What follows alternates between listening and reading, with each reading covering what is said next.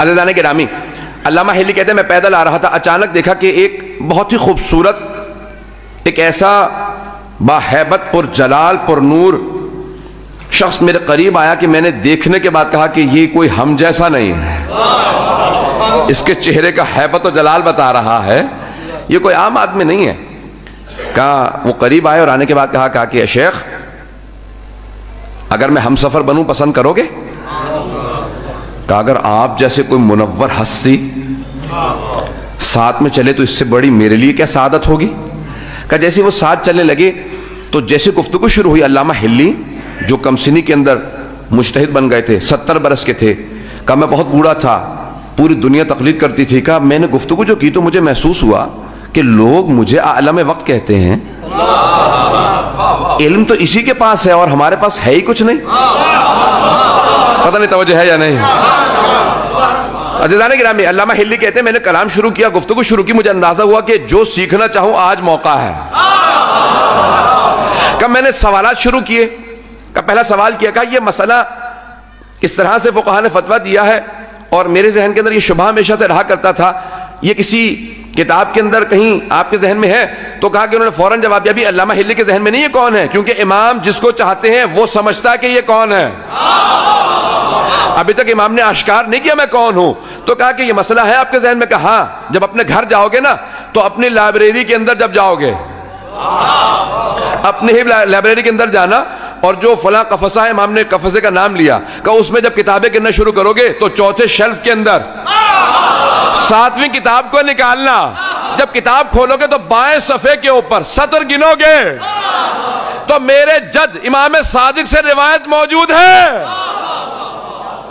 کہ میں پریشان ہوا کہ میری لائبریری کو مجھ سے بہتر یہ جانتے ہیں، آج تک کبھی اپنے لائبریری میں دیکھا نہیں ہے۔ کب جواب دینا شروع کیا، کہ اچانک میں نے ایک سوال کیا، جس سوال کے لیے میں نے یہ پورا واقعہ آپ کے ذہنوں کے لیے گوش گزار کیا، کہ میں نے ایک سوال کیا، 16 سوال ہیں جو انہوں نے سوالات کیے ہیں، کہ ایک سوال کیا کہ بتائیے یہ جو روایت آئی ہے کہ اگر مچھر کے پر کے برابر بھی کوئی سید الشہداء پہ آنسو بہا دے تو جناب ختمی مرتبہ کہتے ہیں میں شفاعت کروں گا۔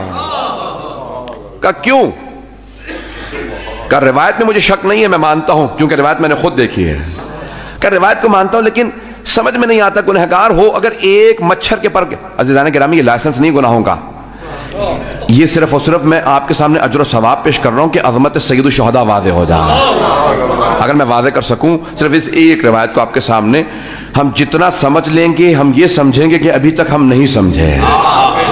اب توجہ کیجئے گا کہ اتنا ثواب کیوں درج کیا ہے کہ ایک مچھر کے پر کے برابر اگر کوئی آنسو بہا دے تو اس کی شفاعت کریں گے جناب ختمی مرتبہ یا جناب سیدہ شفاعت کریں گے۔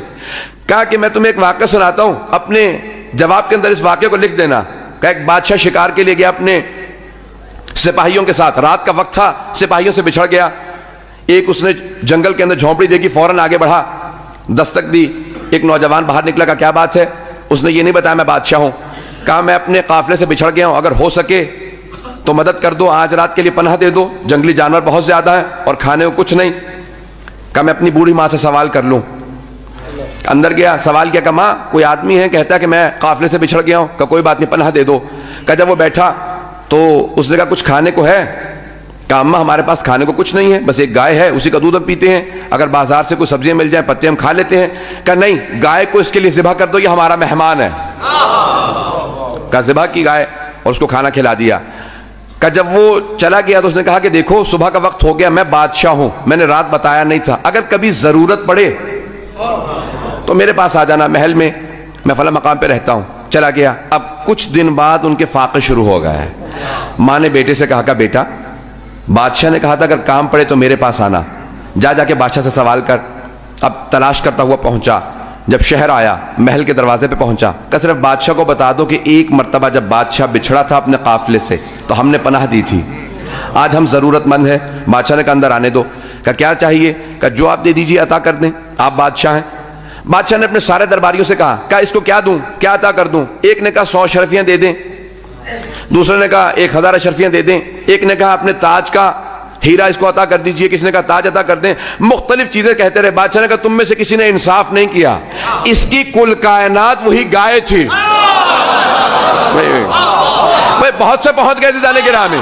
میں پورا خون جگر لگا کے اس جملے کو پیش کروں گا کہ علامہ ہلی کہتے ہیں کہ صاحب اس زمان نے مجھ سے کہا کہ امام نے کہا کہ اس کی کل کائنات وہ گائے تھی, اس نے سب کچھ قربان کر دیا, کہ اگر میں اپنی پوری سلطنت اس جوان کو دے دوں تو میں نے حق ادا نہیں کیا, کیونکہ اس نے نیکی میں پہل کی ہے. کہ سید الشہداء کے پاس جو کچھ تھا وہ راہ خدا میں دے دیا. کہ پروردگارہ میری اولاد حاضر, اصحاب حاضر, بھائی حاضر, میرا اپنا سر حاضر, بہنوں کا پردہ حاضر. اب اگر خدا کہے حسین تیری ساری قربانیوں کے بدلے میں اگر جنت دے دوں کم ہے. عزیزان گرامی, علامہ ہلی کہتے ہیں میں واپس آیا, آنے کے بعد وہ سوالات کے جوابات لکھے تاکہ کوئی ڈسٹرب نہ کرے, دروازے کو بند کر دیا. اچانک میرے ہاتھ سے ایسا گرا, دیکھا اسی نوجوان کا نور سامنے آیا. جب میں سوچ رہا تھا کہ آیا ممکن ہے غیبت کے اندر ملاقات ہو جائے, تو انہوں نے کہا یہ جو تیرے راستے میں سوالوں کے جواب دے رہا تھا تیرے امام کے علاوہ اور کوئی تھا؟ عزیزان گرامی, کتنا ثواب ہے, کتنا ثواب درج کیا گیا سید الشہداء